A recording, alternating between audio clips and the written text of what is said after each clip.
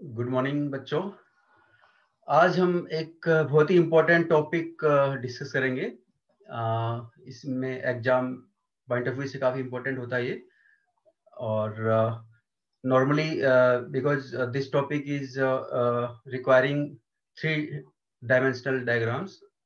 So normally offline class में 3D diagrams दिखाना possible नहीं होता टीचर के लिए, ना ही बोर्ड पे ड्रा करना पॉसिबल होता है। सो आज हम क्योंकि एम्ब्रॉयडरी डेवलपमेंट टॉपिक है, तो इसमें जो मेन इवेंट्स हैं एम्ब्रॉयडरी डेवलपमेंट की, वो हम आपको दिखाएंगे with the help of very beautiful diagrams, so that you can easily understand it and you will not forget it lifelong, okay, once you understand it.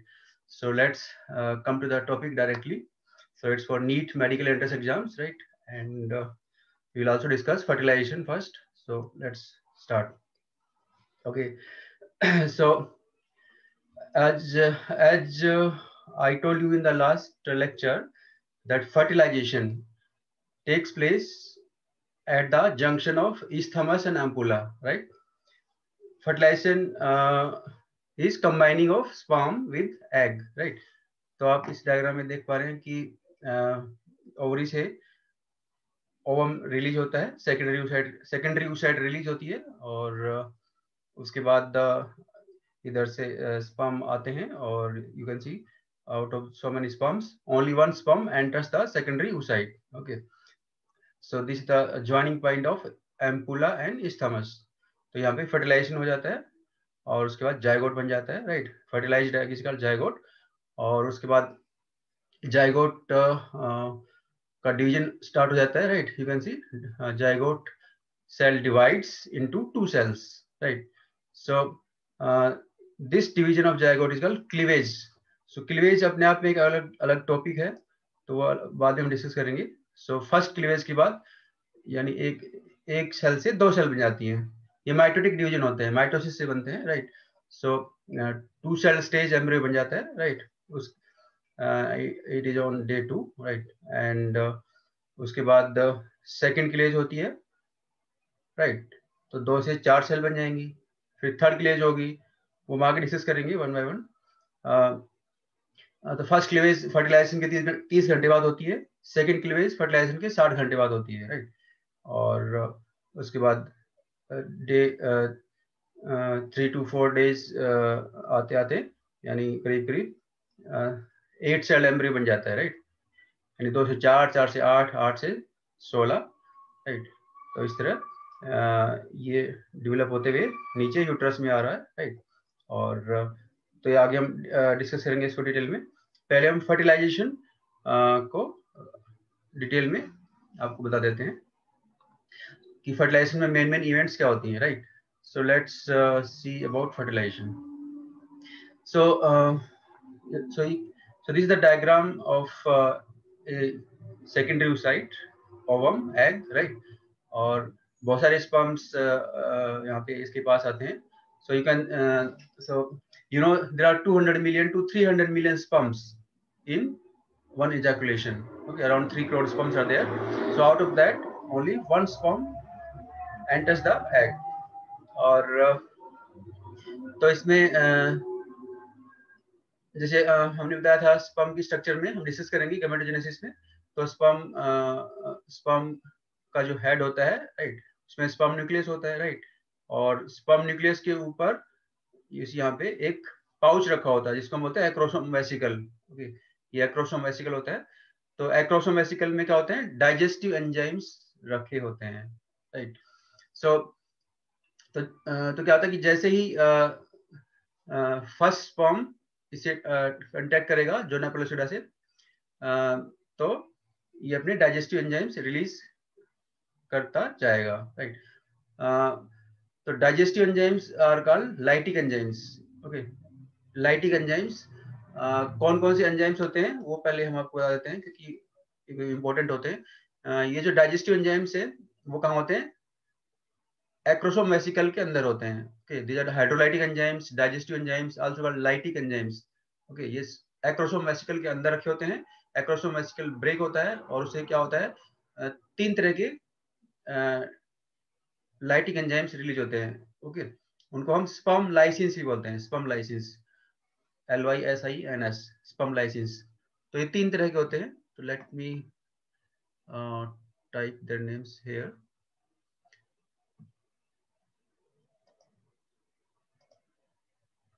Okay, so sperm lysis, तो पहला हो गया आपका हाइएलुरोनिडेज।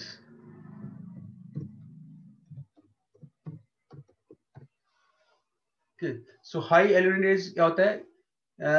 ये हाई एल्यूरोनिक एसिड को digest करता है। और हाई एल्यूरोनिक एसिड कहां पर होता है?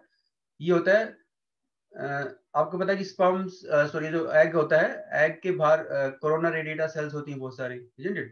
कोरोना रेडिएटा सेल्स यानी ग्रानुलोसा सेल्स होती हैं, फॉलिकुलर सेल्स होती हैं। ओके, उन्हीं से कोरोना रेडिएटा बनती है। सेकेंडरी साइड के बाहर यानी 2 लेयर होती है। एक तो जोना पेलोसिडा होती है, ये आपको दिख रही है, जोना पेलोसिडा होती है। और उसके बाद इसके बाहर जो होती है फॉलिकुलर सेल्स होती हैं, ग्रानुलोसा सेल्स होती हैं। ओके, वो बनाती है corona radiata layer. Okay, second layer होती है वो एग की। तो जो ये जो सेल्स होती हैं वो आपस में चिपकी रहती है एक दूसरे के साथ। Okay, they are cemented together. तो उनको जो सीमेंट, उनका जो सीमेंटिंग मटेरियल होता है उनके बीच में, तो that cementing material is composed of high aluronic acid. Okay, जैसे वॉल होती है, घर की दीवार होती है, उसमें ब्रिक्स लगी होती है, ईंटें लगी होती हैं, तो ईंटों को चिपकाते हैं हम सीमेंट से, सीमेंटिंग मटेरियल होता है। तो ऐसे ही जो फॉलिकुलर सेल्स होती है, सॉरी, ये जो ग्रानुलर सेल्स होती हैं जिसको हम फॉलिकुलर सेल भी बोलते हैं, ये भी आपस में सीमेंटिंग मटेरियल से चिपकी होती है जो हाई एलोनिक एसिड का बना होता है। और तो अगर कोरोना रेडिएटा को हमें ब्रेक करना है तो इस सीमेंटिंग मटेरियल को हमें तोड़ना पड़ेगा। और वो क्या काम, वो कौन तोड़ेगा इसको? हाई एल्यूरोनिडेज एंजाइम इसको ब्रेक करेगा, राइट। और तो ये कोरोना रेडिएटा को डाइजेस्ट करते हुए आगे बढ़ जाएगा। ओके, और फिर जोना पेलोसिडा तक आ जाएगा। उसके बाद जोना पेलोसिडा को ओके भी डाइजेस्ट किया जाता है। और तो हम दूसरा एंजाइम बताते हैं। दूसरे एंजाइम का नाम है CPE, corona penetrating enzyme. Corona penetrating enzyme. तो इसके नाम से लग रहा है कि ये कोरोना रेडिएटा में पेनिट्रेट करता है, कोरोना रेडिएटर की सेल्स को ब्रेक कर देता है, राइट। हाई एल्यूरोनिडेज क्या करता है? केवल सीमेंटिंग मटेरियल को डाइजेस्ट करता है, तो सेल्स लूज जाती हैं, अलग अलग हो जाती हैं, राइट। और उसके बाद ये जो कोरोना पेनिट्रेटिंग एंजाइम है, ये कोरोना रेडिएटा की जो सेल्स होती हैं, ग्रानुलर सेल्स को भी ब्रेक कर देगा, डाइजेस्ट कर देगा और आगे बढ़ जाएगा, राइट। और जोना पेलिसिडा तक पहुंच जाएगा। उसके बाद जोना पेलिसिडा को जो डाइजेस्ट करने वाला एंजाइम है उसका नाम है एक्रोसिन और जोनालाइसिन। जोनालाइसिन ये जोना पेलिसिडा को ब्रेक कर देगा। So these are sperm lysins, okay, hydrolytic enzymes which break corona radiata and zona pellucida। okay, ये प्रोटेक्टिव लेयर्स होती है एग के बाहर, ओवम के बाहर। और तो आप देख रहे हैं हाइड्रोलाइट जो एक्रोसोम वेसिकल के बाहर, यानी ये जो है हाइड्रोलाइटिक एंजाइम्स यहाँ पे रिलीज हो चुके हैं यहाँ पे, यानी पहले स्पर्म टच करेगा, राइट, इसको। उसके बाद क्या होगा? एक्रोसोम वेसिकल ब्रेक हो जाता है। एक्रोसोम वेसिकल, स्पर्म की मेम्ब्रेन भी ब्रेक हो जाती है। स्पर्म की मेम्ब्रेन ब्रेक हो जाएगी तो क्या होगा? एक्रोसोम वेसिकल भी इसके कांटेक्ट में आएगा और एक्रोसोम वेसिकल ब्रेक हो जाएगा, उसके एंजाइम बाहर आ जाएंगे। और उसके बाद ये इसको देखिए यहाँ पे डाइजेस्ट करते हुए आगे बढ़ गया ये, राइट। और तो ये हो गया हमारा how the sperm makes entry into the egg, right. तो इसमें एक दो इंपॉर्टेंट पॉइंट है जो हम आपको बता देते हैं। यहाँ पे नोट करने वाली बात यह है कि आप देख रहे हैं यहाँ पे केवल स्पर्म न्यूक्लियस एंटर करता है यहाँ पे, राइट। किसी यहाँ पे केवल स्पर्म न्यूक्लियस एंटर करता है एग के अंदर, बाकी जो रिमेनिंग पार्ट है स्पर्म का वो बाहर ही रह जाता है, एग के साइटोप्लाज्म के अंदर एंटर नहीं कर पाता, isn't it? ये आपको पॉइंट याद रखना है। सेकंड पॉइंट, तो एक स्पर्म एंटर करने के बाद दूसरा स्पर्म एंटर नहीं कर पाएगा। ओके, यानी मोर than one sperm do not enter into the egg. अगर एक से ज्यादा स्पर्म एंटर कर जाते हैं तो उसको बोलते हैं पॉलीस्पर्मी। पॉलीस्पर्मी, तो पॉलीस्पर्मी नहीं होती है। ओके, तो पॉलीस्पर्मी ना हो इसके लिए मैकेनिज्म होते हैं फर्टिलाइजेशन के अंदर। ओके, तो पॉलीस्पर्मी रोकने के लिए, ओके, सो तो मैकेनिज्म्स टू प्रिवेंट पॉलीस्पर्मी दो होते हैं, राइट। तो पहला होता है fast block to polyspermy. Fast block, okay, fast block इसको इसलिए बोलते हैं वो बड़ी जल्दी होता है। तो क्या होता है कि जैसे ही फर्स्ट स्पर्म इसकी मेम्ब्रेन को टच करता है, राइट, एग की मेम्ब्रेन को टच करेगा, तो एग मेम्ब्रेन को जैसे टच करेगा तो एग मेम्ब्रेन का जो नॉर्मल रेस्टिंग पोटेंशियल होता है वो चेंज हो जाता है। आपको पता है कि आपने पढ़ा होगा, नर्वस टिश्यू में पढ़ा होगा कि inside of the cell is negatively charged, isn't it? There's a minus 90 millivolt potential inside the cell under the plasma membrane, isn't it? So that is तो वो जो मेम्ब्रेन पोटेंशियल है वो चेंज हो जाएगा। ओके, और ये पॉजिटिव हो जाता है। ओके, माइनस 90 मिलीवोल्ट से प्लस 10 के करीब, प्लस 10 मिलीवोल्ट हो जाता है। ओके, तो ये बड़ा तुरंत होता है। Okay, within a fraction of seconds. तो इससे क्या होगा, मेम्ब्रेन का पोटेंशियल चेंज हो जाएगा। मेम्ब्रेन का पोटेंशियल चेंज होगा तो उससे क्या होगा, दूसरा स्पर्म एंटर नहीं कर पाएगा। Okay, it is very instant reaction होती है, फास्ट एंड इंस्टेंट होती है, और इसीलिए इसको बोलते हैं fast block to polyspermy, right. और तो इसको मेम्ब्रेन पोटेंशियल बोलते हैं। Okay, membrane potential is changed. Okay, तो उसके बाद क्या होगा कि ये जो मेम्ब्रेन पोटेंशियल चेंज हुआ ये परमानेंट नहीं होता, फास्ट ब्लॉक परमानेंट नहीं होता। ओके, ये यानी बहुत ये कम टाइम के लिए रहता है। तो परमानेंटली कोई भी यानी ऐसा मैकेनिज्म हमें चाहिए जो परमानेंटली बाकी स्पर्म को एंट्री करने से रोके, राइट। तो इसके लिए तो सेकंड मैकेनिज्म होता है, वो होता है slow block to polyspermy. Slow, वो धीरे धीरे होता है, लेकिन वो एक बार जब बन जाता है तो उसके बाद दूसरा स्पर्म एंटर नहीं कर पाएगा। और स्लो ब्लॉक में दो मैकेनिज्म है। ओके, पहला है कॉर्टिकल रिएक्शन। तो क्या होता है कि जैसे आप देख रहे हैं यहाँ पे जो एग का साइटोप्लाज्म है उसके जो पेरिफेरल पार्ट है, जो किनारे वाला पार्ट है, यहाँ पे देखो वेसिकल्स पड़े हैं बहुत सारे। तो ये जो वेसिकल्स होते हैं इनको बोलते हैं कॉर्टिकल वेसिकल्स। कॉर्टिकल वेसिकल्स, और इनके अंदर एक मटेरियल होता है, राइट। तो वो इनके अंदर भरा होता है। और तो क्या होता है, फास्ट ब्लॉक टू पॉलीस्पर्मी हो जाने के बाद ये क्या करते हैं, ये जो कॉर्टिकल वेसिकल्स हैं ये कॉर्टेक्स से क्या होता है मेम्ब्रेन के पास आ जाते हैं, और मेम्ब्रेन के पास आके आपस में ये जुड़ जाते हैं। ये यहाँ पे मेम्ब्रेन के पास आया और मेम्ब्रेन से जुड़ जाता है। तो इसकी जो मेम्ब्रेन है, वेसिकल की मेम्ब्रेन, ये एग मेम्ब्रेन से फ्यूज हो जाती है, जुड़ जाती है। और ये यहाँ ब्रेक पॉइंट है, यहाँ पे ये ब्रेक हो जाता है, इसी यहाँ पे मेम्ब्रेन डिजोल्व हो जाती है और इसके कंटेंट फिर यहाँ पे आ जाते हैं। कंटेंट कहाँ जाएंगे, यानी प्लाज्मा मेम्ब्रेन, एग की प्लाज्मा मेम्ब्रेन और जोना पेलोसिडा के बीच में इसके कंटेंट आ जाएंगे। इसी यहाँ पे पहले कुछ नहीं था, पे खाली था यहाँ पे, तो उसके कंटेंट ये अपने यहाँ रिलीज कर देंगे। बहुत सारे उन्होंने रिलीज कर दिए, तो क्या होगा, एक बैरियर बन गया यहाँ पे। ये जो मटेरियल है इनका यहाँ पे फिलअप हो जाएगा। ये जो मटेरियल है फिर बाकी स्पर्म्स को एंटर नहीं करने देगा, ये परमानेंटली ये बैरियर बन जाता है, राइट। तो इसको बोलते हैं कॉर्टिकल रिएक्शन बोलते हैं इसको। और तो कॉर्टिकल रिएक्शन क्यों होती है, क्योंकि जैसे ही स्पर्म टच करता है तो मेम्ब्रेन पोटेंशियल चेंज होता है। ओके, और कैल्शियम अंदर एंटर करता है, वो कैल्शियम फिर कॉर्टिकल ग्रेन्यूल से बाइंड करता है। कॉर्टिकल ग्रेन्यूल्स फिर जो है प्लाज्मा मेम्ब्रेन, एग की मेम्ब्रेन से फ्यूज होते हैं और उनके कंटेंट बाहर रिलीज कर देते हैं। Okay, between plasma membrane and zona pellucida, और ये इसको बोलते हैं हम कॉर्टिकल रिएक्शन। ओके, और इसके अलावा जोना रिएक्शन भी होती है। ओके, जोना रिएक्शन भी होती है। तो जोना रिएक्शन में क्या होता है, आप ये स्पर्म रिसेप्टर्स यहाँ पे देखिएगा, यहाँ पे तो जोना के जो ये sperm receptor they are destroyed basically. Okay, zona में कुछ रिसेप्टर्स होते हैं, स्पर्म रिसेप्टर्स होते हैं, दे आर प्रोटीन रिसेप्टर होते हैं, दे आर डिस्ट्रॉयड, ओके, सो उसको हम जोना रिएक्शन बोलते हैं। तो ये स्लो ब्लॉक है पॉलीस्पर्मी के लिए। तो हमने बताया ब्लॉक यानी mechanism to prevent entry of more than one sperm, okay. तो पहला है फास्ट ब्लॉक टू पॉलीस्पर्मी, दूसरा है slow block to polyspermy.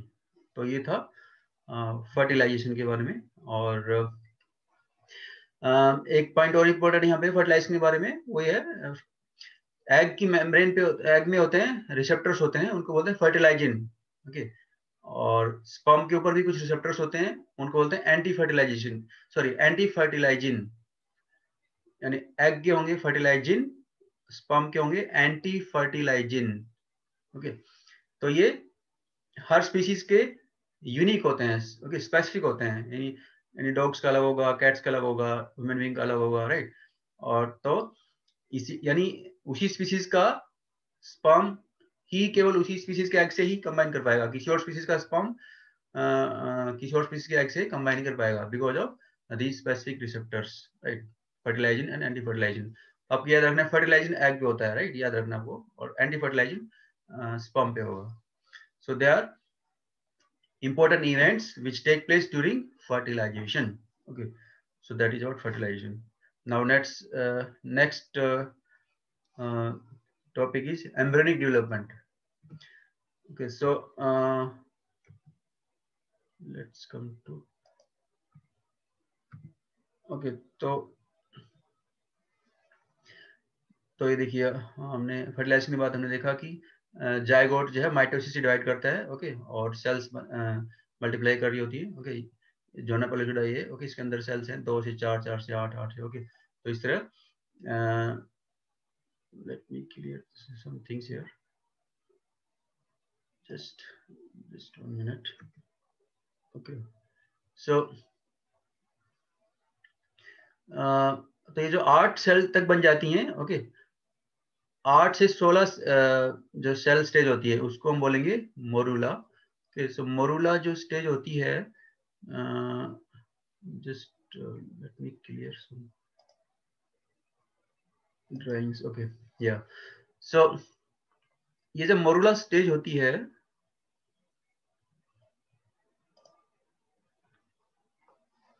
Okay, उसका मोरूला के बाद जो नेक्स्ट स्टेज होती है उसको बोलते हैं ब्लास्टुला, कि ब्लास्टुला को ब्लास्टोसिस्ट भी बोलते हैं मैमल्स में, राइट, ब्लास्टोसिस्ट। और उसके बाद जो है ब्लास्टोसिस्ट, आप डेज भी नोट करते जाइए, ओके। ये 4th डे हो गया, 5th डे करीब ये ब्लास्टोसिस्ट बन जाती है, अर्ली ब्लास्टोसिस्ट बन जाती है। और उसके बाद 7th डे कि जो ब्लास्टोसिस्ट है, ओके, वो 7th डे यूट्रस की वॉल में एंटर करने लग जाती है, उसके अंदर यूट्रस की एंडोमेट्रियम में एंटर कर जाती है, राइट। एंडोमेट्रियम को ब्रेक करके वो उसमें एंटर कर जाती है, उसको बोलते हैं इम्प्लांटेशन। तो इसमें 2 पॉइंट है यहाँ पे, इसको हम डिटेल में भी आगे डिस्कस करेंगे। तो यहाँ पे मैं आपको एक आउटलाइन दे रहा हूँ पहले। तो यानी जो स्टेजेस बन रहे हैं, ओके, सो 8 से 16 स्टेज का जो एम्ब्रियो होता है उसको बोलते हैं मोरूला। और मोरूला के बाद जो नेक्स्ट स्टेज होता है 32 सेल स्टेज, उसको बोलेंगे ब्लास्टुला और ब्लास्टोसिस्ट, ओके। तो ये भी हम आगे डिटेल में बताएंगे।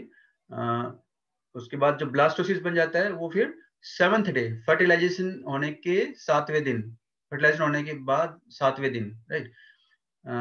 ये जो ब्लास्टोसिस्ट है ये यूट्रस की वॉल में एंडोमेट्रियम को ब्रेक करते हैं, यूट्रस की वॉल में एम्बेड हो जाता है, एंटर कर जाता है, उसको बोलते हैं implantation, implantation of blastocyst, okay.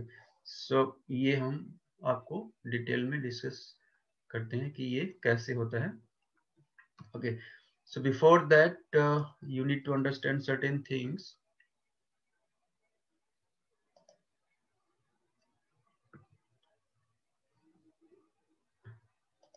Yes, so you can see ये जो एम्ब्रियो डेवलप होता आ रहा है यहाँ पे, राइट, नीचे ये 5-6 दिन तक यहाँ नीचे आ जाता है। उसके बाद ये 7वें दिन यहाँ पे देखो, यहाँ पे यूट्रस के एंडोमेट्रियम में ये एंटर कर रहा है और मायोमेट्रियम में तक आ गया है, ठीक है। तो इसको बोलते हैं इम्प्लांटेशन, एंडोमेट्रियम में एंट्री हो रही है इसकी, उसके अंदर एम्बेड हो गया, ये देखिए। तो इसको जब इसकी जो बिगिनिंग है आप यहाँ पे देखिए, इसी को जूम किया है इसने, मैग्नीफाई कर यहाँ पे दिखाया है, ये देखिए। तो ये जो एम्ब्रियो है बेसिकली, इसमें 32 सेल स्टेज होती हैं। ये ब्लास्टोसिस्ट स्टेज होती है, इसमें 32 सेल स्टेज होती है ये, राइट। और इसकी जो 32 सेल स्टेज होती है, इसकी जो सेल्स होती हैं वो ऑर्गेनाइज्ड होती हैं, एक पर्टिकुलर वे में ऑर्गेनाइज्ड होती हैं। तो वो मैं आपको बता देता हूँ। ब्लास्टुला की स्ट्रक्चर पहले मैं आपको बता देता हूँ कि ब्लास्टुला की स्ट्रक्चर क्या होगी। Yes, okay. तो ये जो ब्लास्टुला है,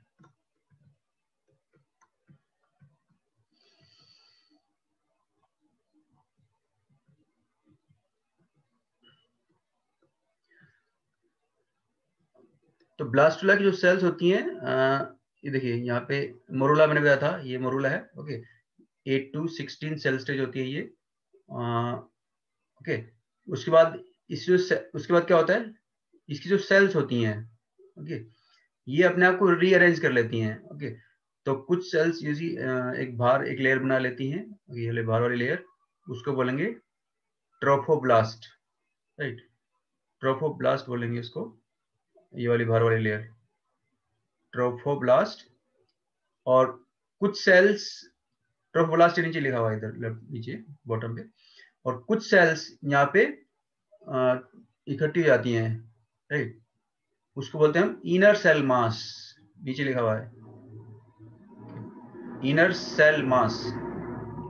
इनर सेल मास को हम एम्ब्रियोनिक नोब भी बोलते हैं, KNOB, knob, embryonic knob, okay. और ये जो एम्ब्रियोनिक नोब है, ओके, इसकी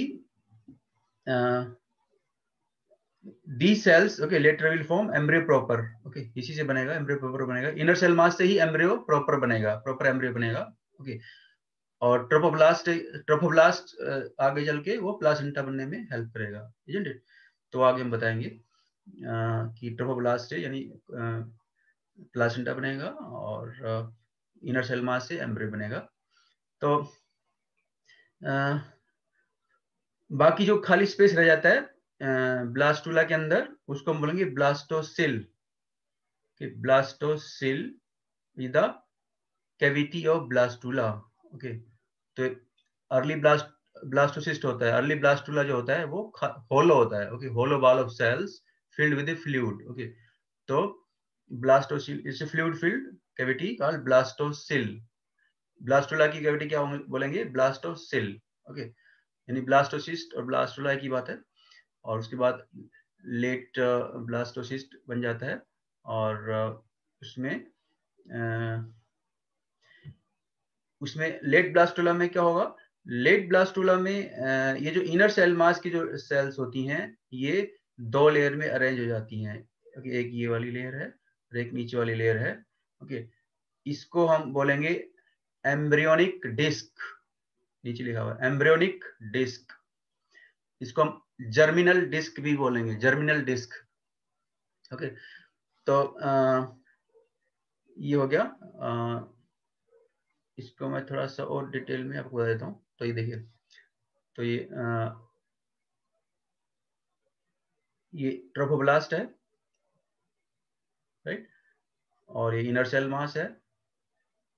बाकी जो एक होलो कैविटी अंदर, ओके, ये स्फीयर है बेसिकली, ओके। तो स्फीयर की जो वॉल है वो ट्रोफोब्लास्ट है, और बाकी जो अंदर सेल्स हैं वो इनर सेल मास है। और इनर सेल मास की जो ये आखिरी वाली लेयर है ऊपर वाली, ओके, वाली जो ट्रोफोब्लास्ट के कांटेक्ट में होती है, उसको बोलते हैं रोबर्स सेल बोलते हैं उसको, Rauber's, RAUBER, Rauber cells, okay. और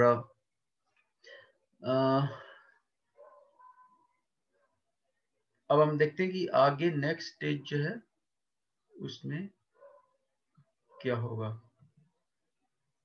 ओके। वेल,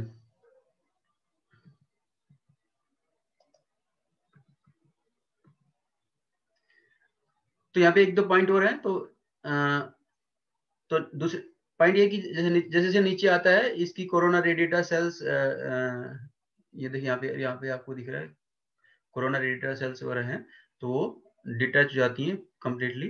ओके, और नीचे आते आते क्या होता है, जैसे जैसे ब्लास्टोसिस्ट का साइज बढ़ता जाता है, क्योंकि ब्लास्टोसिस्ट, ये जो ट्रोफोब्लास्ट होती है वही ब्लास्टोसिल का जो फ्लूइड होता है वही सीक्रेट करती है, ट्रोफोब्लास्ट से ही बनता है जो फ्लूइड होता है। तो फ्लूइड जैसे जैसे बढ़ेगा तो ब्लास्टोसिस्ट के अंदर प्रेशर बढ़ेगा, तो उससे क्या होता है, जोना पेलुसिडा रप्चर हो जाती है, राइट। तो जोना पेलुसिडा इसी यहाँ पे ब्रेक हो गई, यहाँ पे जोना पेलुसिडा। और जोना पेलुसिडा ब्रेक होने की यानी उसमें एक होल बन जाता है, स्लिट पतला सा होल बन जाता है, झिर्री बन जाती है, और उस झिर्री से फिर ये जो एम्ब्रियो है वो बाहर आ जाता है। ओके, एम्ब्रियो यानी ये जो ब्लास्टोसिस्ट स्टेज है ये बाहर आ जाता है, बाहर आने लगता है, और बाहर आने के बाद फिर वो यूट्रस में इम्प्लांट करता है, राइट। लेकिन कभी कभी क्या होता है कि जोना पेलुसिडा के बाहर आते वक्त, क्योंकि बहुत पतली सी झिर्री होती है, स्लिट होती है, स्लिट, तो उस स्लिट में से बाहर आते वक्त कई बार क्या होता है, ये ब्लास्टोसिस्ट जो है दो पार्ट में डिवाइड हो जाता है, ब्रेक हो जाता है दो पार्ट में, और हर पार्ट से एक अलग बेबी बनेगा। जी, उससे आइडेंटिकल ट्विन इस तरह बनते हैं, ठीक है, by breaking of blastocyst.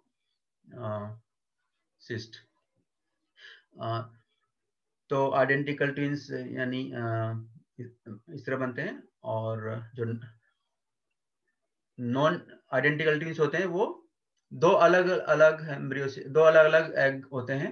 Okay, और वो दो अलग अलग स्पर्म से फर्टिलाइज होते हैं। ओके, और यानी तो उसको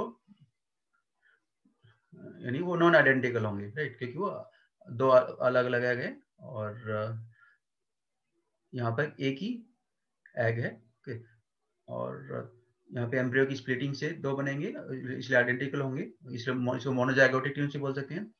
और अगर दो एग दो अलग अलग स्पर्म से कंबाइन करते हैं तो उनसे डाइजाइगोटिक बोलेंगे उसको। ओके, तो क्योंकि दो जाइगोट बनेंगे तो डाइजाइगोटिक बोलेंगे उसको।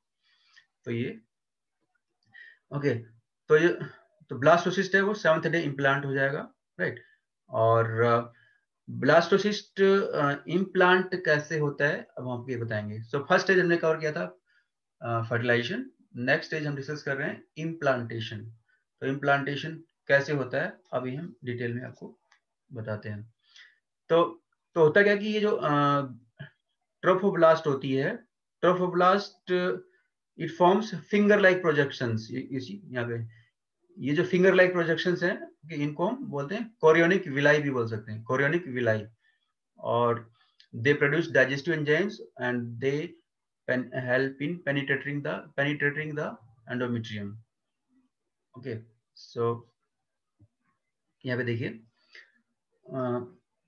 तो ये देखिए ये जो ब्लास्टोसिस्ट है, ये या 7th डे के बाद इम्प्लांट होता है, 7th डे इम्प्लांट होता है ये 7th डे। और यहाँ पे देखिए ये आउटर सेल ट्रोफोब्लास्ट है। ओके, अंदर का होलो है, होलो कैविटी है, फ्लूइड फिल्ड कैविटी है। ब्लास्टोसिल ब्लास्टोसिल का नाम दिखा देता हूँ आपको, ब्लास्टोसिल। ओके, ब्लास्टोसिल लिखा हुआ, right, blastocoel. And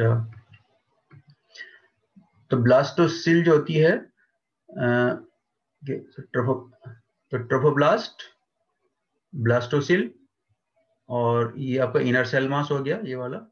okay, inner cell mass, embryo proper भी बोल सकते हैं इसको, या एम्ब्रियोनिक नोब भी, नोब भी बोल सकते हैं इसको। और तो ये जो ट्रोफोब्लास्ट होती है, ओके, ये फिंगर लाइक प्रोजेक्शन में आती है, उनको बोलते हैं विलाई, कोरियन विलाई बोलते हैं। And they help in penetration, they produce digestive enzymes. Okay, तो एंडोमेट्रियम को, ये यूट्रस की वॉल है, एंडोमेट्रियम है। ओके, यहाँ पे ये वाला एंडोमेट्रियम है, तो इसको डाइजेस्ट करते हुए अंदर एंटर कर रही है। क्रोनिक विलाई यानी डाइजेशन में भी हेल्प करती है एंडोमेट्रियम के, और they also help in nutrition of the embryo. they absorb nutritive material, okay, from the surrounding medium to provide nutrition to the developing blastocyst.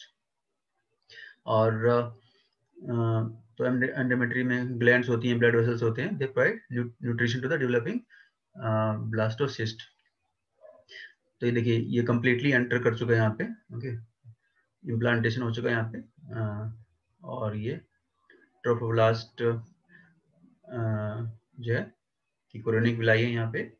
Okay, और तो हमने बताया था कि ये जो इनर सेल मास होता है ये 2 लेयर में रीअरेंज हो जाता है। ओके, एक लेयर ये और दूसरी लेयर, तो इन 2 लेयर को हम बोलेंगे एम्ब्रियोनिक डिस्क बोलते हैं, इसको एम्ब्रियोनिक डिस्क बोलेंगे। ओके, तो इसको एम्ब्रियोनिक डिस्क को मैं आपको डिटेल में दिखाता हूँ, राइट।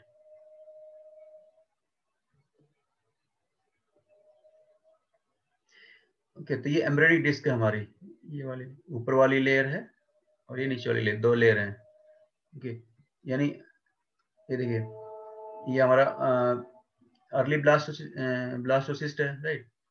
और ब्लास्टोसिस्ट में देखिए यहाँ पे ये जो पहले इनर सेल मास था पहले, उसके बाद ये इसी यहाँ पे 2 लेयर बन जाती है, इनर सेल मास से 2 लेयर बन जाती है यहाँ पे, 1 2। तो दिस पार्ट, ये जो पार्ट है जो 2 लेयर का बना होता है, ओके, उसको बोलेंगे germinal disc, embryonic disc. Okay, और इसमें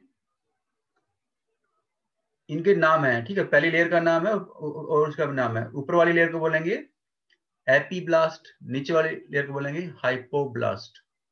तो जर्मिनल डिस्क में यानी 2 लेयर होंगी, कौन कौन सी लेयर होंगी, ये वाली एपीब्लास्ट, ये ऊपर वाली लेयर है, और हाइपोब्लास्ट ये नीचे वाली लेयर है, हाइपोब्लास्ट। तो ये ब्लास्टोसिस्ट में यानी हमारे पास बन जाती है जर्मिनल डिस्क, एम्ब्रियोनिक डिस्क बन जाती है।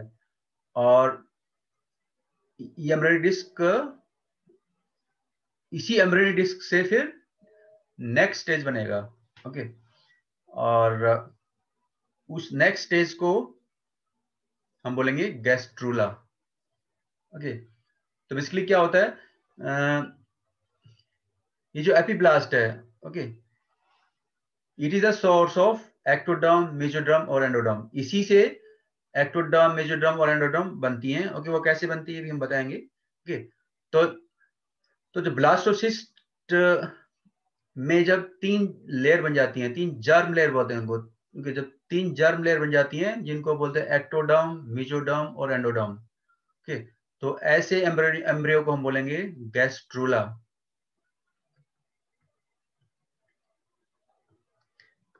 ओके, तो देखिए हमने यहाँ पे देखा कि ये इनर सेल मास से एम्ब्रियोनिक डिस्क बन गई यहाँ पे, राइट। उसके बाद इस एम्ब्रियोनिक डिस्क से, यानी एम्ब्रियोनिक डिस्क में क्या क्या है, एपीब्लास्ट एंड हाइपोब्लास्ट है, और एपीब्लास्ट और हाइपोब्लास्ट, ओके, फिर कन्वर्ट हो जाती हैं 3 जर्म लेयर में, राइट। 3 जर्म लेयर होती हैं, एक्टोडर्म, मेसोडर्म, एंडोडर्म। तो उस स्टेज को हम गैस्ट्रूला बोलेंगे। ये देखिए यहाँ पे ये जो 3 जर्म लेयर, यहाँ पे हमारे पास एम्ब्रियोनिक डिस्क है, राइट, और इसमें ये एपीब्लास्ट है, नीचे हाइपोब्लास्ट है। तो तो ये एपीब्लास्ट की सेल से यानी 3 लेयर बनती हैं, और ये यहाँ पे अरेंज हो जाती है यहाँ पे। ओके, तो ऊपर वाली लेयर को बोलेंगे एक्टोडर्म, ये वाली लेयर।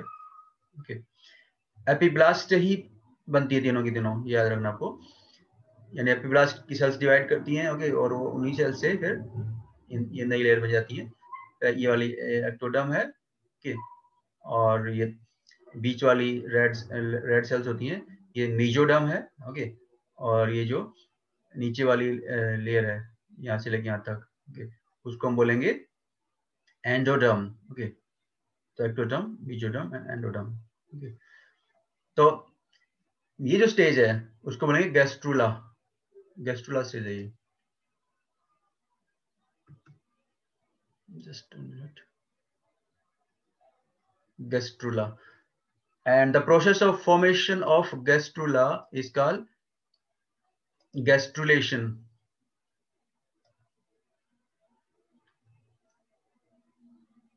Okay, gastrulation,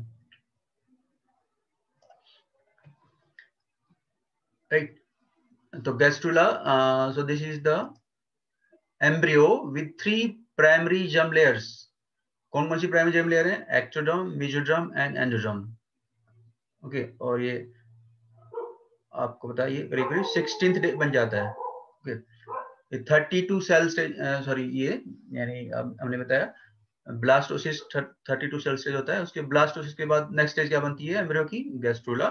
गैस्ट्रोला की पहचान क्या है, इट हैज 3 जर्म लेयर्स। जब 3 जर्म लेयर बन जाती हैं, एक्टोडर्म, मेसोडर्म, एंडोडर्म, तभी इसको गैस्ट्रोला बोलेंगे। Okay, so I hope this is clear. First stage morula 8 to 16 cell stage होती है। ओके, उसके बाद ब्लास्टुला, ओके, 32 सेल स्टेज, और उसके बाद गैस्ट्रुला, राइट। तो इसमें चेंजेस हो रहे हैं। पहले इनर सेल मास था, इनर सेल मास से एम्ब्रियोनिक डिस्क बनी जिसके अंदर एपिब्लास्ट होती है ऊपर वाली, नीचे वाली हाइपोब्लास्ट होती है। उसके बाद एपिब्लास्ट की सेल डिवाइड करके मल्टीप्लाई करके 3 नई लेयर बना लेती हैं, और इन्हीं 3 नई लेयर को हम एक्टोडर्म, मेसोडर्म, एंडोडर्म बोल देते हैं। और इस पूरी प्रोसेस को बोलेंगे गैस्ट्रुलेशन। और गैस्ट्रुलेशन की जो प्रोसेस है उसके बारे में आपको यहाँ पे थोड़ा सा डिटेल में जानने की जरूरत होती है, थोड़ा सा। तो गैस्ट्रुलेशन कैसे होता है, ओके, ये आपको यहाँ पे जानना है, तो वो हम थोड़ा आपको बताते हैं। तो अगर मैं इस डिस्क को बाहर निकाल लूं, ओके, यहाँ से इस डिस्क को, ये जो डिस्क है जो अंदर तक है, ओके, इस डिस्क को मैं बाहर निकाल रहा हूँ, ओके, बाहर निकालेंगे तो ये कैसी दिखेगी, ओके, तो ये जो है आपको, ये देखो, अभी अंदर से देख लीजिए, यहाँ पे देखिए, यहाँ पे ये जो डिस्क है, ओके, ये ऐसी दिख रही है आपको, ये अंदर तक है ये, राइट। तो बेसिकली ये जो डिस्क है, ओके, इसमें ऊपर जो क्या होता है, ऊपर जो होती है वो शुरू में, ओके, शुरू में क्या होता है, ऊपर एपिब्लास्ट होती है, वाली एपिब्लास्ट है ब्लू कलर, और नीचे वाली ये हाइपोब्लास्ट है, राइट।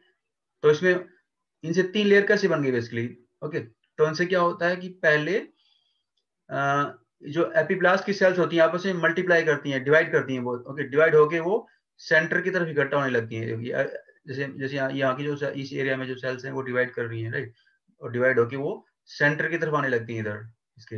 ऐसे इस एरिया में ये सेल्स डिवाइड करेंगे एपिब्लास्ट की, और वो सेंटर की तरफ इधर आने लगती हैं, राइट। तो इधर से आ रही हैं, इधर से आ रही हैं, ओके, और सेंटर पे कन्वर्ज हो रही हैं, राइट। और उसके बाद वो नीचे निकल जा रही हैं, नीचे नीचे डिटैच हो जा रही है, यहाँ पे डिटैच हो रही हैं, ठीक है, ये नई सेल बन जा रही हैं, राइट। और ये जो नई सेल्स जो बन रही हैं, ये सेल फिर इस हाइपोब्लास्ट को रिप्लेस कर देंगी, हाइपोब्लास्ट की सेल्स को रिप्लेस कर देंगी, और हाइपोब्लास्ट की सेल्स की जगह क्या बन जाएगा, एंडोडर्म बन जाएगा। तो सबसे पहले एंडोडर्म बनेगा, याद रखना है, ओके, एंडोडर्म बनेगा सबसे पहले। उसके बाद और सेल आएंगी ऊपर से नीचे, ओके, और बन के आएंगी, और वो सेल यहाँ पे ये जो खाली जगह है इसको फिलअप कर देती हैं, ओके, ये जो रेड वाला एरिया है, तो ये जो रेड वाला एरिया है इसको फिलअप कर देंगी, और ये जो लेयर बनेगी उसको बोलेंगे मीजोडर्म, मीजोडर्म बने बोलेंगे।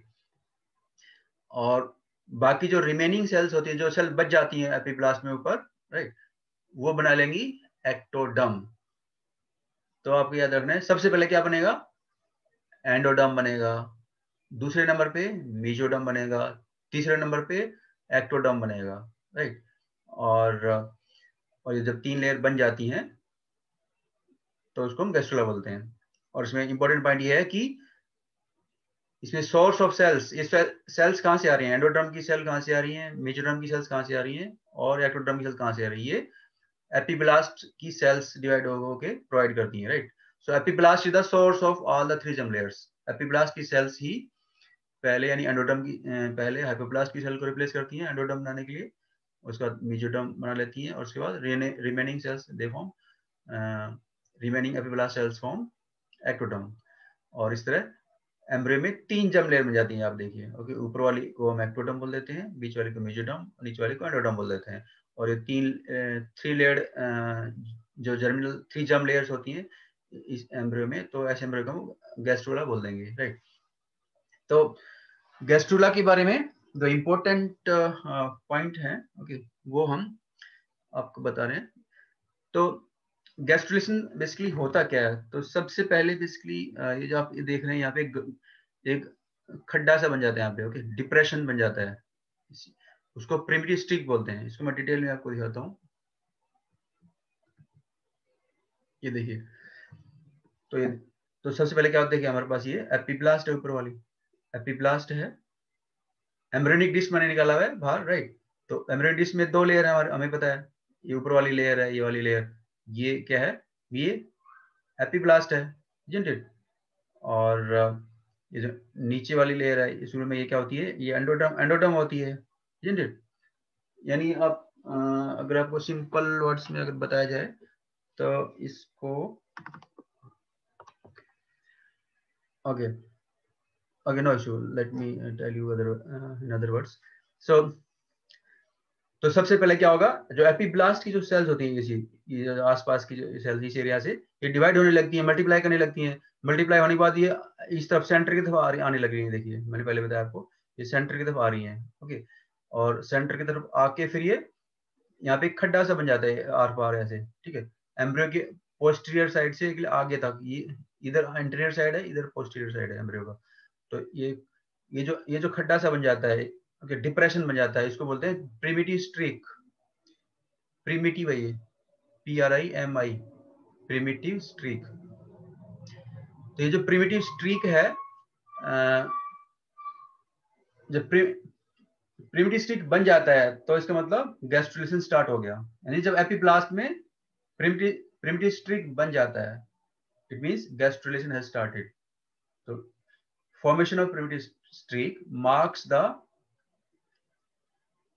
Initiation of gastrulation, okay.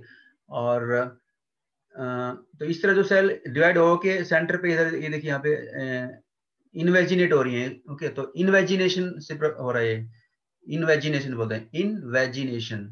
तो इनवेजिनेशन INVAGINETION, इनवेजिनेशन से ये बन रहा है।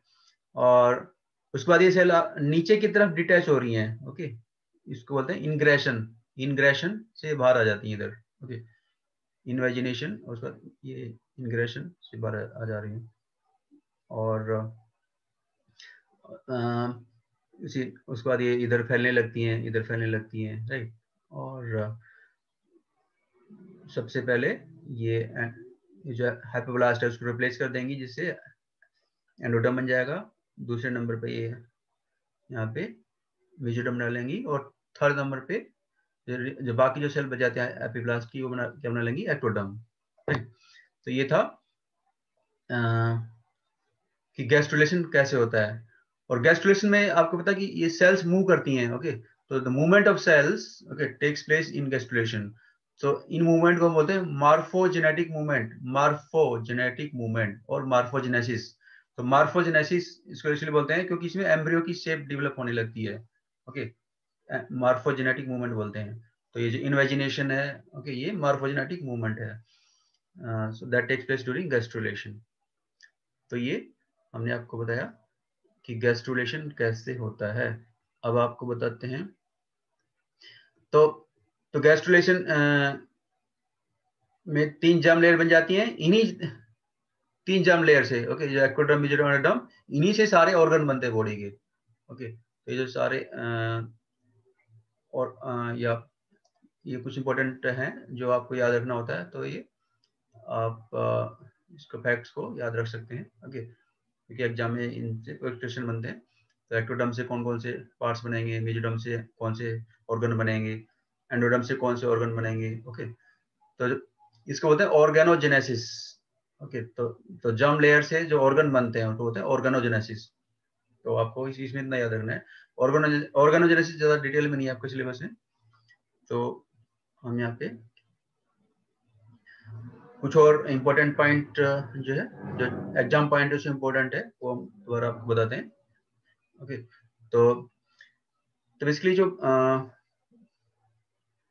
आपने देखा ब्लास्टुला या ब्लास्टोसिस्ट के अंदर जो कैविटी होती है उसको बोलते हैं ब्लास्टोसिल बोलते हैं, राइट। और ब्लास्टोसिल में जब गैस्ट्रुलेशन स्टार्ट हो जाता है, ओके, तो गैस्ट्रुलेशन स्टार्ट होता है तो हमने बताया था कि ये देखिए यहाँ पे ये सेल्स नीचे ऐसे एक नीचे इन्वेजिनेट हो रही हैं, नीचे इन्वेजिनेट हो रही हैं और ऐसे सेल्स, तो इस तरह का जो स्ट्रक्चर बन जाता है उसको हम बोलेंगे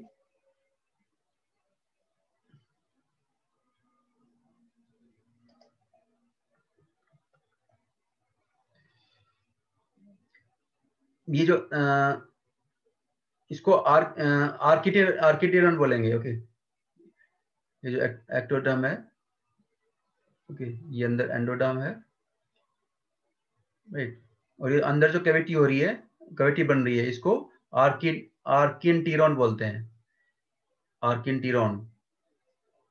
it is also called gut, embryo की गट होती है बेसिकली। ओके, इसी से बाद में आगे जाके डाइजेस्टिव सिस्टम बनेगा एम्ब्रियो का।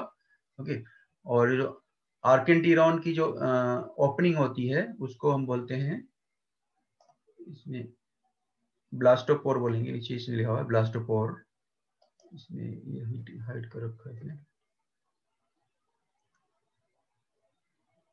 ओके, ब्लास्टोपोर नीचे लिखा हुआ है यहाँ पे, ब्लास्टोपोर। ओके, तो इन जो एन आर्किनटीरॉन है,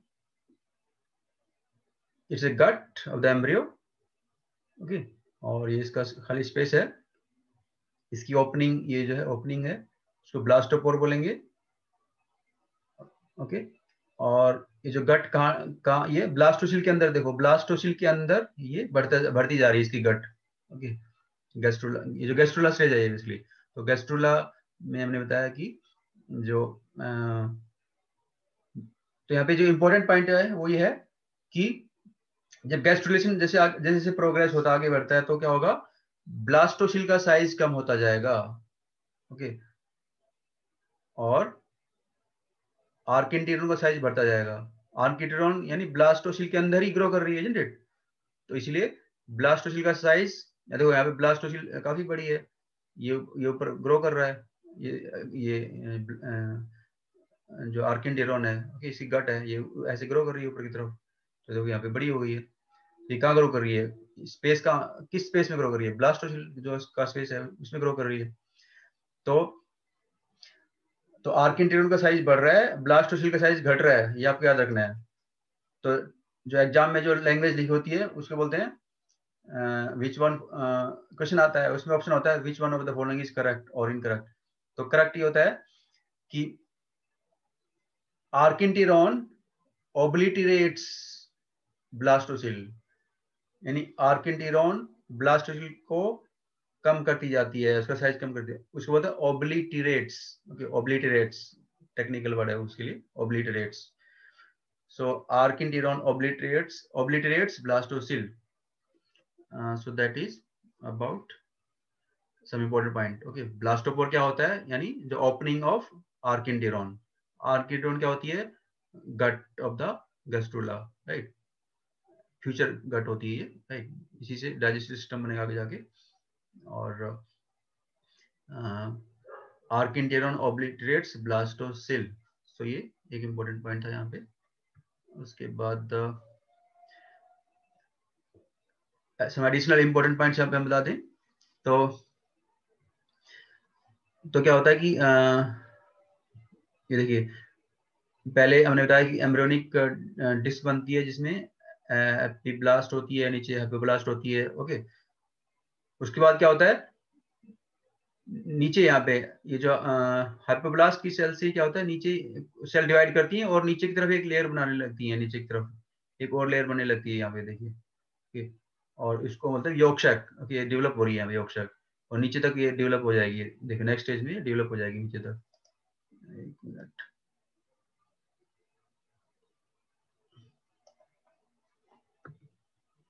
ये देखिए, तो यहाँ पे यॉर्क शैक, ये एक्स्ट्रा एम्ब्रियोनिक मेम्ब्रेन्स होती हैं। ओके, यॉर्क शैक ह्यूमन बीइंग में काफी छोटी होती है, रिड्यूस होती है। ओके, बाद में ये बहुत छोटी हो जाती है, लेकिन दूसरे एनिमल्स में, इसमें यॉर्क शैक में क्या होता है, रिजर्व फूड स्टोर होता है, यॉर्क रिजर्व फूड स्टोर होता है जिसमें प्रोटीन्स होते हैं, फॉस्फोलिपिड्स होते हैं, राइट।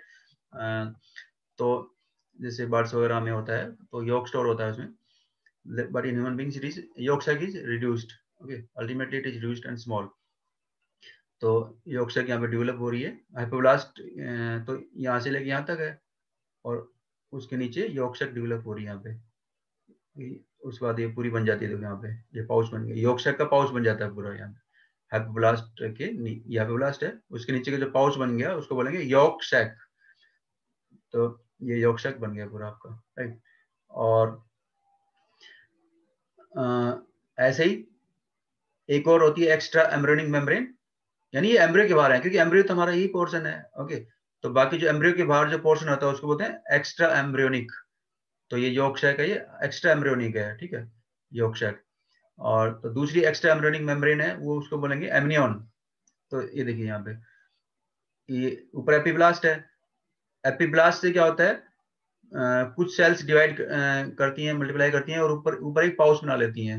ओके, ट्रोफोब्लास्ट, यानी ट्रोफोब्लास्ट और एपिब्लास्ट के बीच में एक पाउच बन जाता है। ये आपके एपिब्लास्ट है और ये आपकी ट्रोफोब्लास्ट है। तो उन दोनों के बीच में फ्लूइड फिल्ड कैविटी डेवलप हो जाती है। ओके, और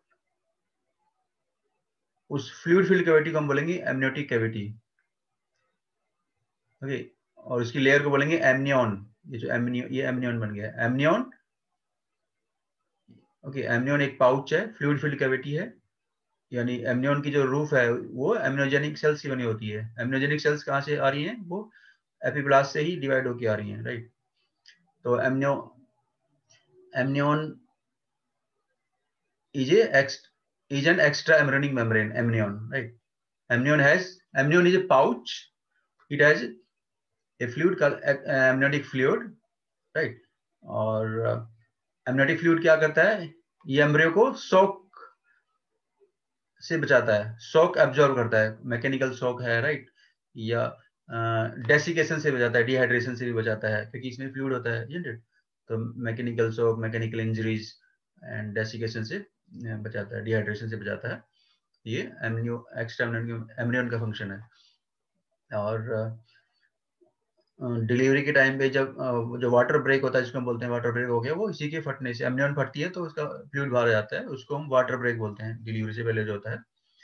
और तो पहले हमने बताया आपको, हम एक्स्ट्रा एम्ब्रियोनिक मेम्ब्रेन हम डिस्कस कर रहे हैं। एक्स्ट्रा एम्ब्रियोनिक मेम्ब्रेन्स यानी जो एम्ब्रियो प्रॉपर के बाहर, जो मेन एम्ब्रियो है उसके बाहर यानी कुछ मेम्ब्रेन्स बन जाती हैं, उनको बोलते हैं एक्स्ट्रा एम्ब्रियोनिक मेम्ब्रेन। तो पहले हमने बताया यॉर्क सैक, दूसरा बताया हमने एमनियन। ओके, ये एमनियन बन चुकी है। ये देखिए गैस्ट्रुला में कंप्लीट गैस्ट्रुला बन जाता है, तो देखिए इसमें ओके, ब्लास्टुला में बनना शुरू हो जाती है, ब्लास्टुला स्टेज में ये सब एमनियन भी बन जाती है। ओके, और यॉर्क सैक भी बन चुकी होती है, कंप्लीटली बन जाती है। और गैस्ट्रोला देखिए, गैस्ट्रोला में भी है ऊपर वाला, ये तो मान लीजिए एक्टोटर्म है। ओके, और ये मेसोटर्म एंडोटर्म है, बाकी जो पाउच है ऊपर इस ये है एमनियन है, एमनियन है। और नीचे वाला जो पाउच है ये यॉर्क सैक है। और जो थर्ड एक्स्ट्रा एम्ब्रियोनिक मेम्ब्रेन होती है वो होती है कोरियन। कोरियन जो है वो ये वाली लेयर होती है, बाहर वाली लेयर होती है, आगे बताते हैं दूसरे स्टेप में।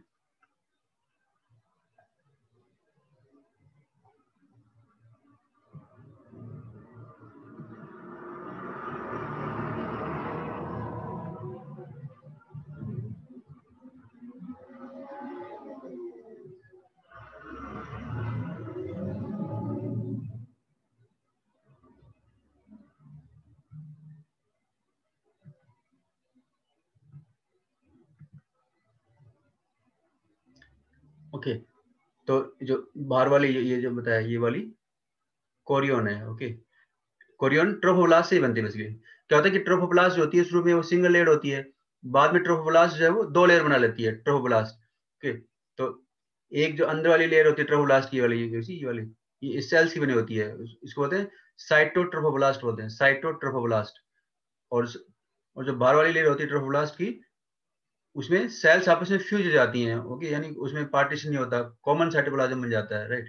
उसको बोलते हैं सिनसाइशियो ट्रोफोब्लास्ट, SIN, सिनसाइशियो ट्रोफोब्लास्ट। मैं टाइप कर देता हूँ यहाँ पे, टाइपिंग टूल,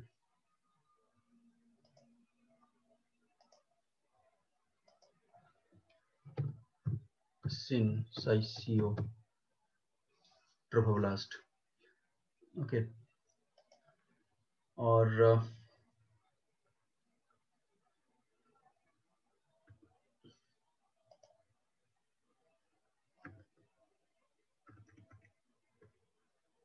राइट, तो यहाँ पे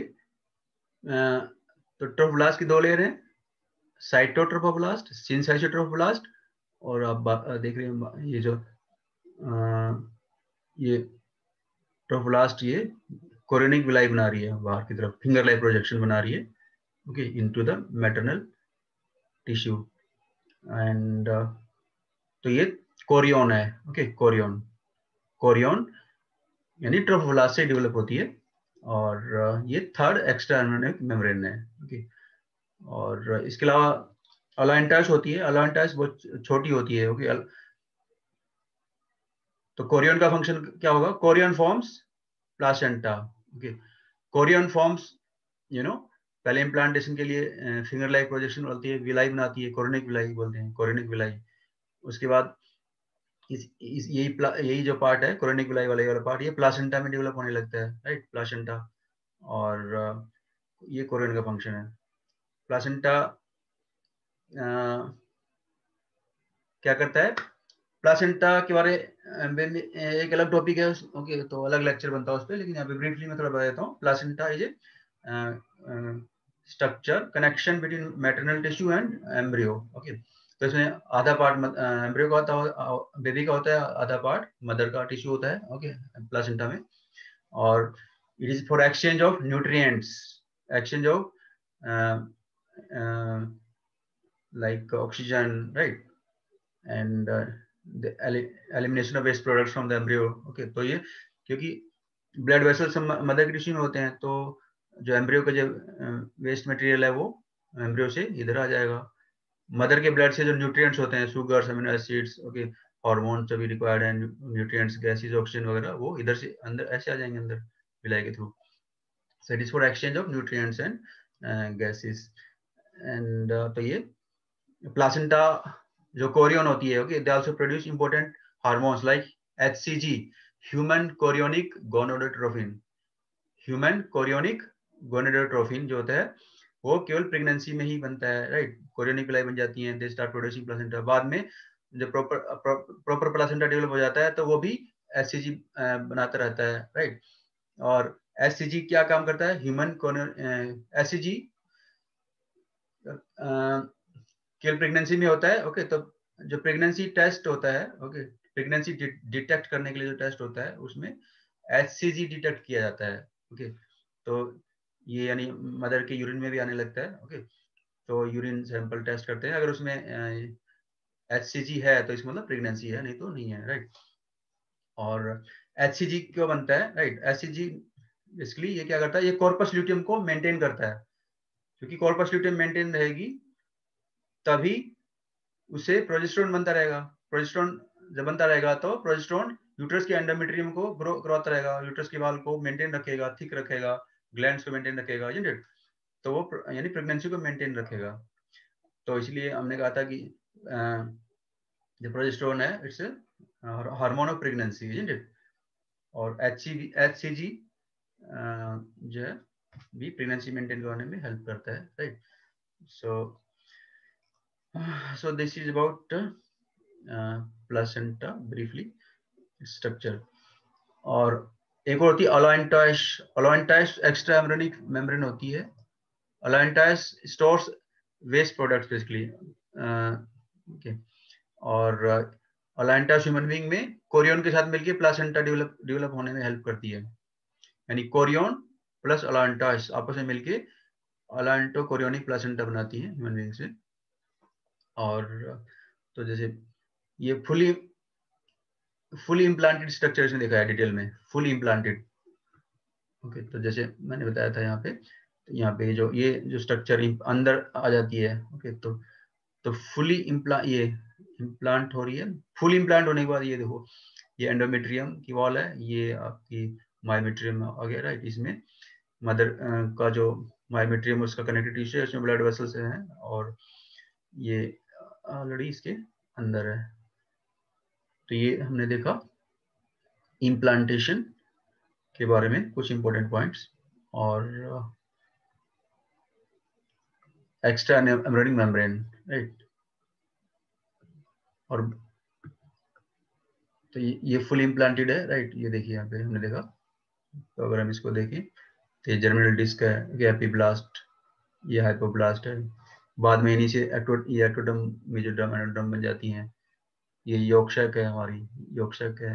ये एम्नियोन है, एम्नियोन एम्नियोटिक फ्लूइड है ये, राइट। और उसके बाद कुछ सेल्स यहाँ से डिवाइड कर करके ये बाहर एक और लेयर बना लेती हैं, उसको बोलते हैं एक्स्ट्रा एम्ब्रियोनिक मेसोड्रम। ये मेसोड्रम है, राइट। तो ये मेसोड्रम है, उसको बोलेंगे एक्स्ट्रा एम्ब्रियोनिक मेसोड्रम। इसी मेसोड्रम के अंदर खाली स्पेस बन जाता है, उसको बोलते हैं extra embryonic coelom. Extra embryonic coelom ये बॉडी कैविटी होती है, राइट। और बाहर ये ट्रोफोब्लास्ट आप देख रहे हैं, ट्रोफोब्लास्ट है। ट्रोफोब्लास्ट के दो लेयर हैं, ओके। ये साइटोट्रोफोब्लास्ट है और ये वाली सिनसाइटोट्रोफोब्लास्ट है, ये वाली जिसमें लेक्यूना है, ब्लड फील्ड लेक्यूना होते हैं। तो ये जो ब्लड फील्ड लेक्यूना होते हैं, they store blood and that helps in exchange of nutrients. So chorionic villi यानी इसमें इसी से बनती है, इसी से ट्रोफोब्लास्ट से। तो ये डिटेल स्ट्रक्चर है एम्ब्रियोनिक डेवलपमेंट की। तो मैं आपको फाइनली फिर से समराइज कर दे रहा हूँ, राइट। तो हमने पहले फर्टिलाइजेशन किया, फर्टिलाइजेशन के बाद ये आपको डे 1, डे 2, डे 3, डे 5 दिन तक नीचे आ जाता है जो एम्ब्रियो होता है, और वो ब्लास्टोसिस स्टेज में इम्प्लांट हो जाता है। और इम्प्लांटेशन का ये जो प्रोसेस है ये मैंने बताया। और जो ब्लास्टोसिस्ट में इनर सेल मास होता है, फिर ये एम्ब्रियोनिक डिस्क में चेंज हो जाता है। एम्ब्रियोनिक डिस्क में दो लेयर होती हैं, right, epiblast and hypoblast, right. और उसके बाद ये जो एपिब्लास्ट हाइपोब्लास्ट होती हैं, राइट, इनकी जगह 3 लेयर बन जाती हैं, उनको बोलते हैं एक्टोडर्म, मेसोडर्म, एंडोडर्म, राइट। और इस स्टेज को हम बोलेंगे गैस्ट्रुला, गैस्ट्रुला स्टेज में बोलेंगे, राइट। गैस्ट्रुला बन जाएगा। और तो ये हमने गैस्ट्रुलेशन की प्रोसेस बताई थी, ये जो एम्ब्रियोनिक डिस्क है, राइट। तो गैस्ट्रुलेशन में ये देखिए सेल्स यहाँ से इधर आ रही है, राइट। तो गैस्ट्रुलेशन के बारे में एक इंपॉर्टेंट पॉइंट हो रहा है। तो ये जो डिप्रेशन बन जाता है, ये जो खड्डा बन जाता है, ओके, एपिब्लास्ट में, इसको हम बोलेंगे प्रिमिटिव स्ट्रीक। पूरी स्ट्रक्चर को बोलेंगे प्रिमिटिव स्ट्रीक, पूरे खड्डे को, ये जो डिप्रेशन है, पूरे डिप्रेशन को, पूरे एरिया को प्रिमिटिव, पूरी स्ट्रक्चर को प्रिमिटिव स्ट्रीक बोलेंगे। और इसके डिप्रेशन को बोलेंगे प्रिमिटिव ग्रूव। ग्रूव होता है यानी जो खाली जगह होती है अंदर किसी चीज के, राइट। तो the entire structure is called primitive streak, okay. Confusion नहीं होना इसमें। Entire structure is called primitive streak. और इसके अंदर जो झिल्ली, ये जो झिल्ली होती है, खाली जगह होती है, डिप्रेशन होता है, उसको बोलेंगे प्रिमिटिव ग्रूव। और प्रिमिटिव स्ट्रीक का जो ये जो पार्ट है, ये थोड़ा सा मोटा होता है, ओके। उसको बोलते हैं हैंसेंस नोड बोलते हैं, प्रिमिटिव नोड बोलते हैं इसको, या हैंसेंस नोड बोलते हैं, हैंसेंस नोड। ये भी इंपॉर्टेंट पॉइंट है। और ये आगे बढ़ रहा है, देखो यहाँ से स्टार्ट होगी, आगे बढ़ता जा रहा है ये।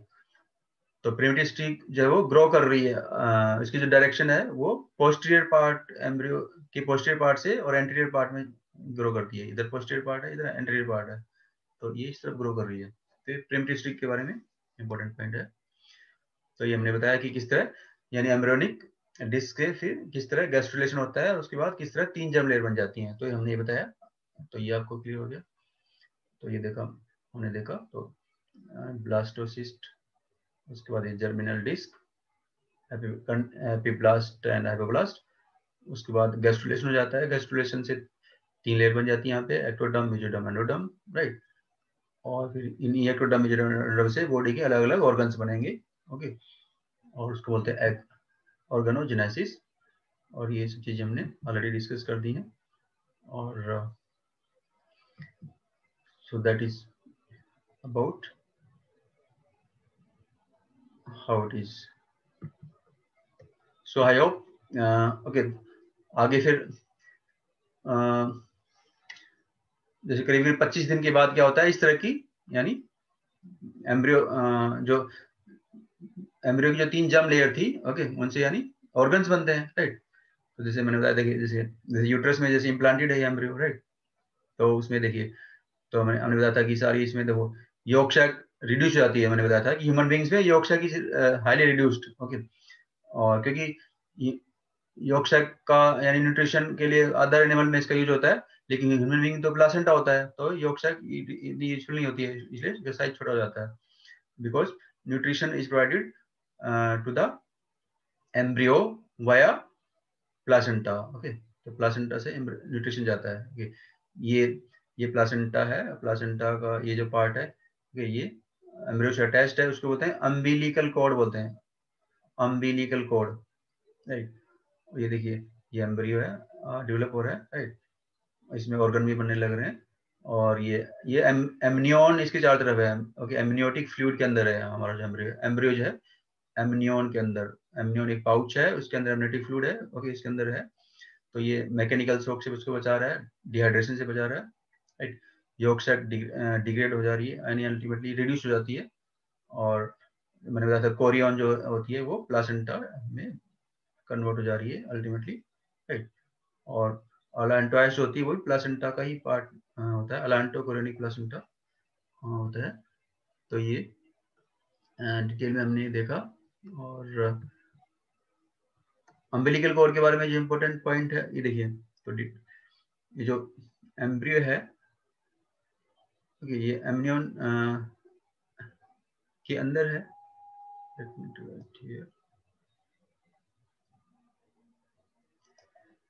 ओके, तो इसी तो कोरियन तो बाहर वाला हो गया, इसी बाहर वाली कोरियन हो गया, राइट, और ये कोरियन मिलके बाहर ये प्लासेंटा डेवलप हो रहा है, इधर प्लासेंटा नीचे लिखा हुआ है, तो ये जो प्लासेंटा फिंगर लाइक ये प्रोजेक्शन थे जो विलाई थे, शुरू में छोटे छोटे पतले पतले थे, छोटे थे, बाद में और डेवलप हो जाते हैं, थिक हो जाते हैं, मोटे हो जाते हैं, और ये इस तरह की जो स्ट्रक्चर बन जाती है ये वाली, उसको हम प्लासेंटा बोल देते हैं, राइट, और इसमें ब्लड मदर के ब्लड वेसल्स इधर से आते हैं, इधर से फीटस के यानी जो एम्ब्रियो के ब्लड वेसल्स होते हैं, इनमें इंटरकनेक्शन होता है, यानी उनका ब्लड मिक्सिंग नहीं होता, याद रखना यहाँ पे, मदर का और फीटस का ब्लड मिक्स नहीं होता, इंटरमिक्स नहीं होता है, राइट, तो पर क्योंकि जो ब्लड कैपिलरी होती हैं, वीन्स की जो वॉल होती है वो परमेबल होती हैं, तो इसके थ्रू ही एक्सचेंज होता है न्यूट्रिएंट्स का और गैसेस का, राइट, सो ये आपने देखा,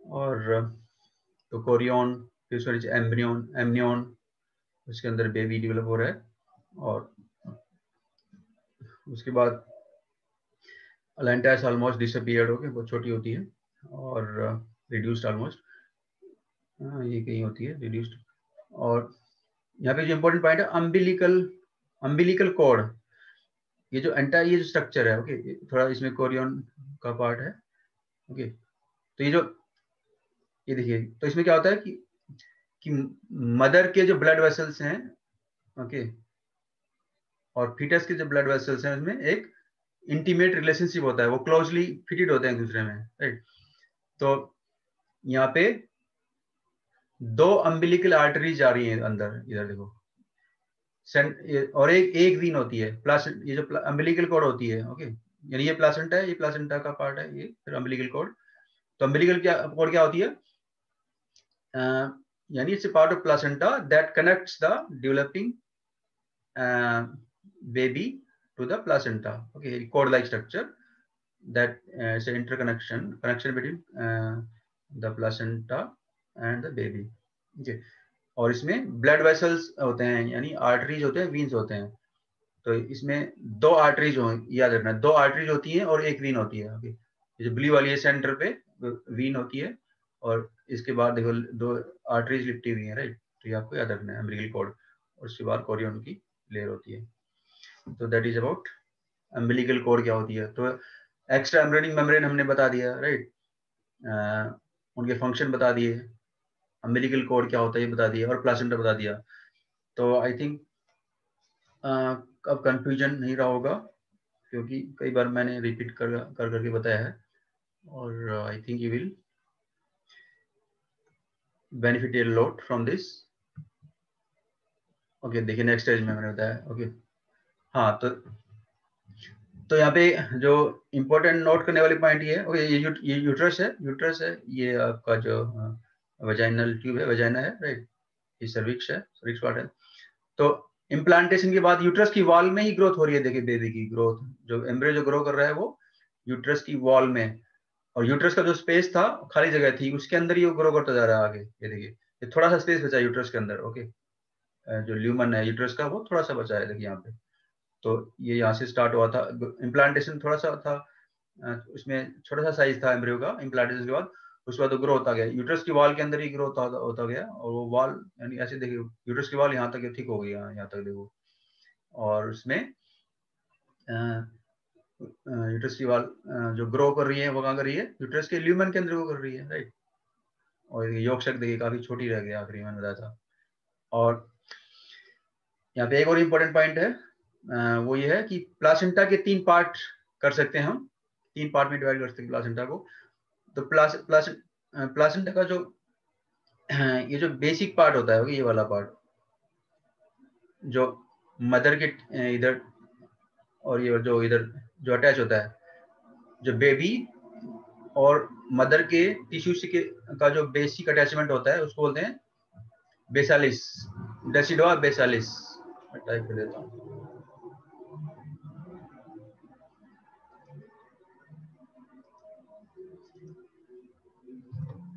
डेसिडोआ बेसालिस, okay.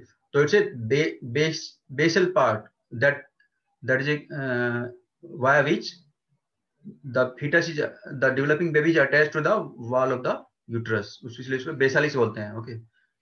अटैचमेंट पॉइंट है बेबी का मदर के टिश्यू के साथ।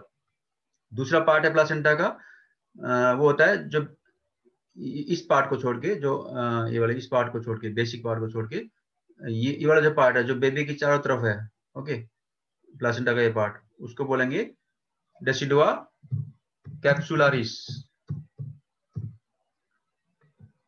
कैप्सुलारिस।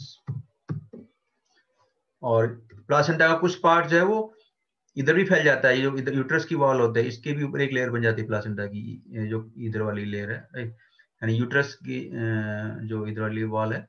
तो ये जो इसको तो यानी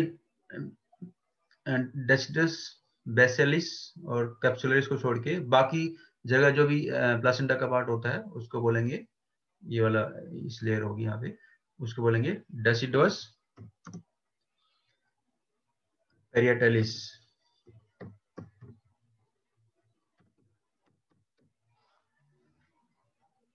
और प्रेगनेंसी के बाद क्या होता है, ये जो सर्विकल ग्लैंड्स होती हैं, दे प्रोड्यूस सर्विकल म्यूकस, और वो म्यूकस यहाँ पे इकट्ठा हो जाता है, उसको बोलते हैं सर्विकल प्लग।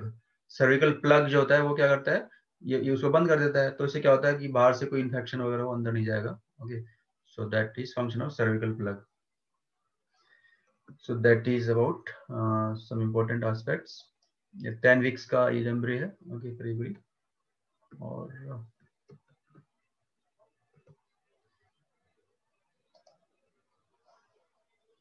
तो ये हमने आज एक इम्पोर्टेंट टॉपिक डिस्कस किया है with proper diagrams so that you can understand the concept, और कंफ्यूजन ना हो, क्योंकि बुक्स में इतनी क्लैरिटी नहीं होती, ब्लैक एंड व्हाइट डायग्राम होते हैं, डायग्राम प्रॉपर नहीं होते हैं, और I think it will help you a lot. And तो ये मैं, और ये these are not commercial video lectures, basically मैं स्पेसिफिकली बच्चों के लिए जो बनाता हूँ टाइम निकाल के बीच में, जो बच्चे प्रोफेशनल कोचिंग, बड़ी बड़ी कोचिंग इंस्टीट्यूट में नहीं पढ़ पाते हैं, प्रोफेशनल कोचिंग इंस्टीट्यूट में नहीं पढ़ पाते हैं, उन्हीं बच्चों के लिए, इनका कोई कमर्शियल यूज नहीं है, राइट। और आप अपने लिए यूज करिए, अपने जानने वाले के लिए यूज करिए, उनको बताइए, शेयर कीजिए, ताकि ज्यादा से ज्यादा बच्चे इनका फायदा उठा पाए, isn't it? So that is all. So in next topic we will take other important topics of this chapter, maybe gametogenesis or like that. So that's all. Thanks. Have a nice day. Bye.